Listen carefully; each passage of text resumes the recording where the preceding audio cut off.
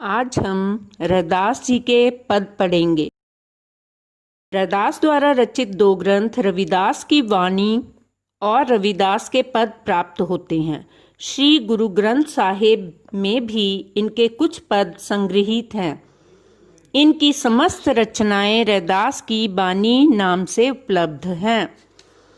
पहला पद, अब कैसे छूटे राम नाम रट लागी, प्रभु जी तुम चंदन हम पानी, जाकी अंग अंग बास समानी, प्रभु जी तुम घन वन हम मोरा, जैसे चितवत चंद चकोरा, प्रभु जी तुम दीपक हम बाती, जाकी ज्योति बरे दिन राती, प्रभु जी तुम मोती हम धागा, जैसे सोनहि मिलत सुहागा, प्रभु जी तुम स्वामी हम दासा, ऐसी भक्ति करे रैदासा।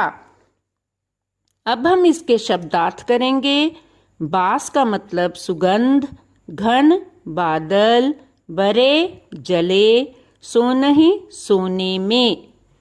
इस पद में रैदास ने अपने आराध्य के प्रति अपनी अटूट भक्ति का परिचय दिया है। व्याख्या इस प्रकार है। रैदास जी कहते हैं, मेरे प्रभु अब तो मुझे राम नाम जपने की रट लग गई है, जो मुझसे किसी प्रकार से भी छूट नहीं सकती।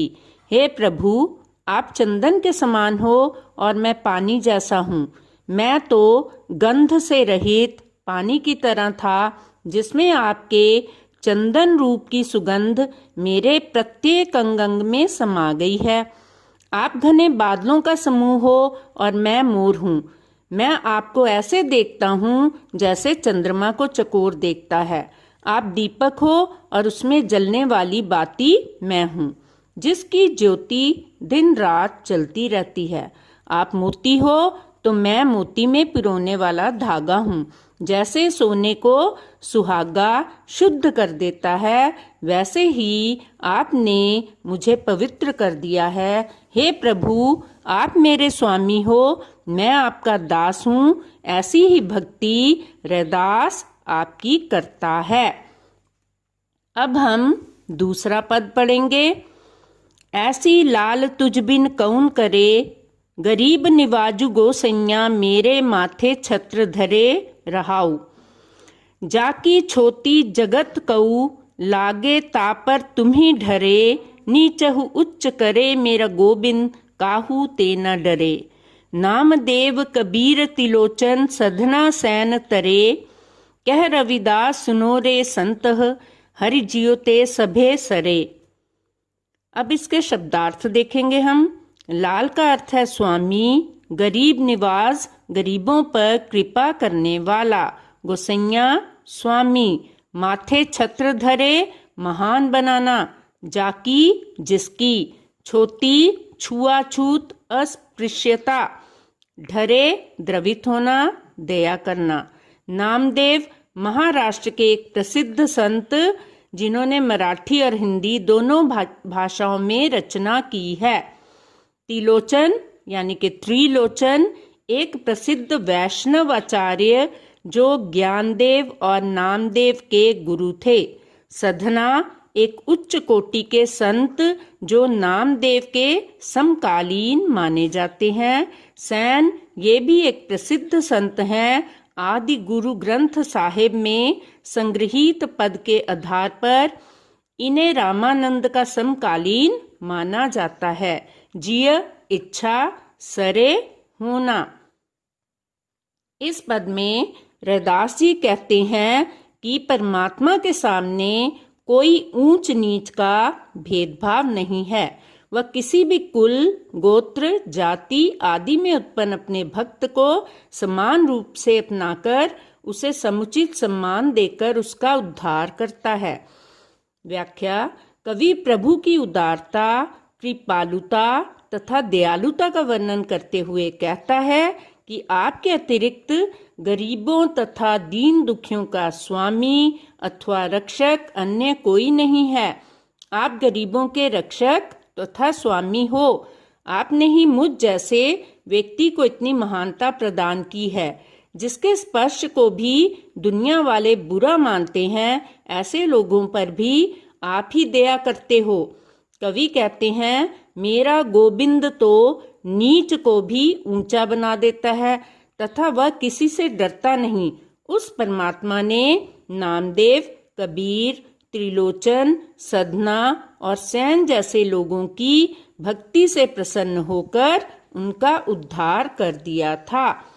रविदास जी कहते हैं, हे संतो सुनो, हरि की इच्छा से सभी कार्य संपन्न हो जाते हैं।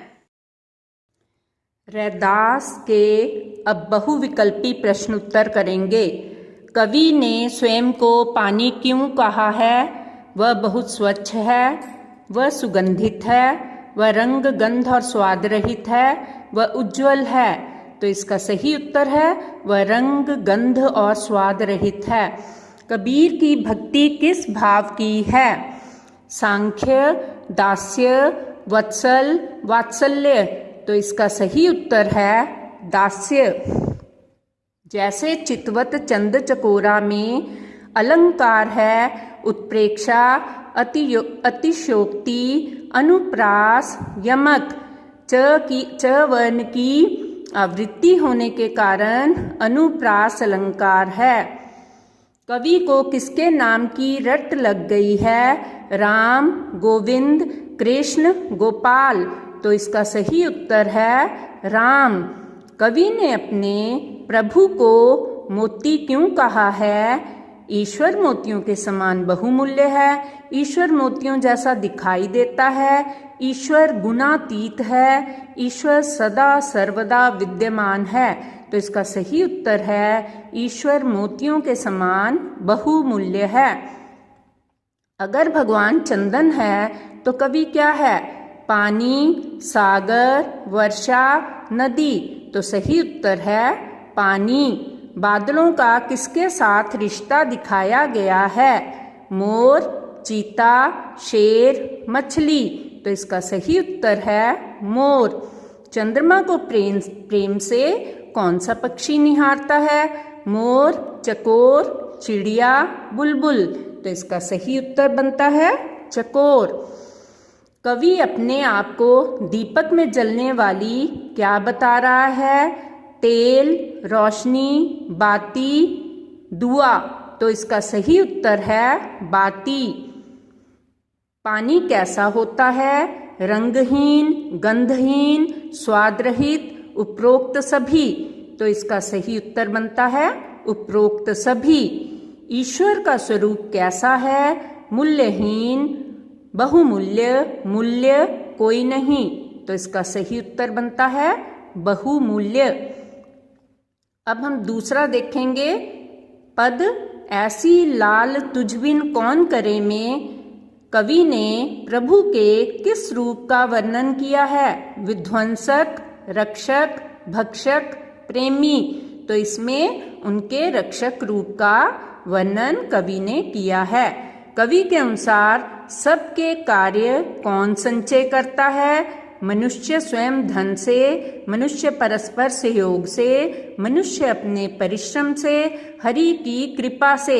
मनुष्य के सारे कार्य किसके द्वारा पूर्ण होते हैं? हरि की कृपा से। कवि के अनुसार दीनहीनों का रक्षक कौन है? शासक वर्ग, दानी वर्ग, ईश्वर, भाग्य। तो इसका सही उत्तर बनता है ईश्वर। कवि ने इस पद में प्रभु द्वारा किसके उद्धार की बात नहीं की है? कबीर, नामदेव, अहल्या, त्रिलोचन। तो इसका सही उत्तर बनता है अहल्या, क्योंकि कबीर, नामदेव, त्रिलोचन सबको परमात्मा ने उद्धार कर दिया था। जाकी छोटी जगत को लागे में छोटी क्या है? स्नेह, संदेश, स्पर्श, संदेह।